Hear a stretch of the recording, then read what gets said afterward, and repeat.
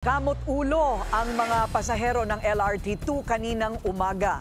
Marami kasi ang hindi nakasakay dahil sa isa na namang aberya. Narito ang agenda report ni Pierre Pastor.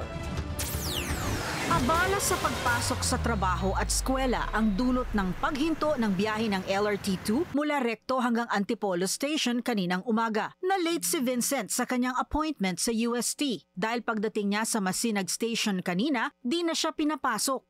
Usually, 30 minutes lang. So, pero mukhang ngayon mangyayari magiging 1 hour and 30 minutes na dahil sa abala. Maagang umalis ng bahay si Jamaica at sa Cubao lang siya pupunta pero hindi niya inaasahang mahuhuli siya. Kasi dapat makakaluwag ka sa daanan tapos komportable yung biyahe. Diba? Tapos hindi ka makabiyahe gawa ng walang LRT.